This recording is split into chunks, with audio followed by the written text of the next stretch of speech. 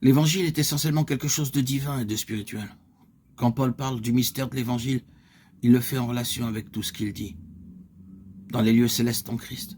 Car les lieux célestes, ce n'est pas simplement une affaire de localisation, c'est lié à la nature des choses.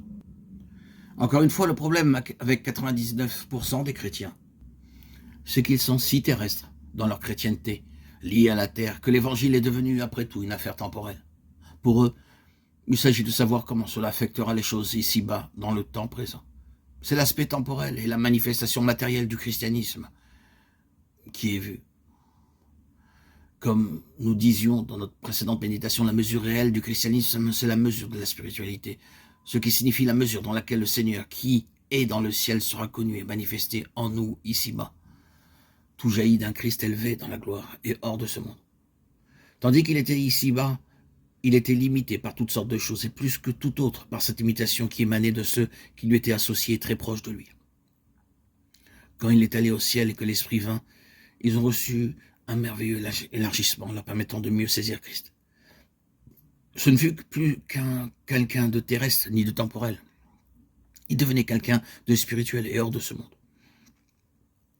Il ne pouvait pas être vu avec les yeux naturels. Il était impossible d'avoir un lien ou de communiquer avec lui, autrement que par l'Esprit Saint. C'est une merveilleuse déclaration que Pierre fait dans sa lettre. Vous l'aimez sans l'avoir vu, vous croyez en lui sans le voir encore, vous réjouissant d'une joie merveilleuse et glorieuse. 1 Pierre 1,8. Vous ne le voyez pas encore, mais il est très réel pour vous. Comment est-ce que cela se peut?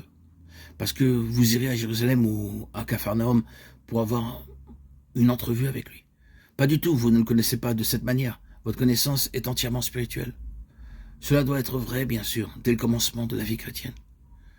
Le principe de la spiritualité du céleste doit avoir une signification de plus en plus grande pour nous à mesure que nous progressons, comme Paul l'écrivait aux Colossiens. Si donc vous êtes ressuscité avec Christ, sachez les choses d'en haut, où Christ est assis à la droite de Dieu. Attachez-vous aux choses d'en haut, et non à celles qui sont sur la terre. Car vous êtes morts et votre vie est cachée avec Christ en Dieu. Quand Christ, votre vie paraîtra, alors vous paraîtrez aussi avec lui, dans la gloire. Colossiens 3, 1, 4. Et le besoin aujourd'hui consiste à proclamer le conseil de Dieu, tout entier, et premièrement en direction du peuple du Seigneur. Il doit connaître tout le conseil de Dieu, et il aurait dû le connaître dès le début, et au-delà de ce peuple. Tout le conseil de Dieu devait atteindre ceux qui ne sont pas sauvés.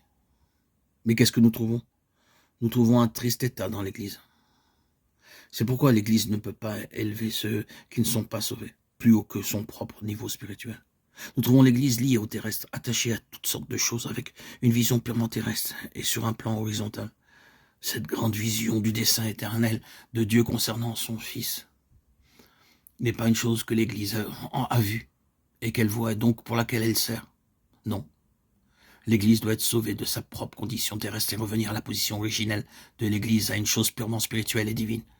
Tout le système ecclésiastique prouve que c'est la vérité.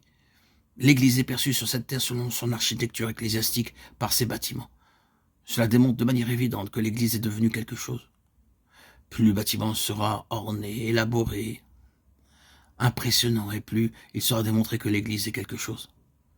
Mais c'est purement terrestre. Ce n'est pas du tout nécessaire pour une vie spirituelle véritable et authentique. Très souvent, la réelle spiritualité se trouve dans les lieux bien différents. Le témoignage se trouve simplement là où le peuple du Seigneur se rassemble sous le ciel ouvert.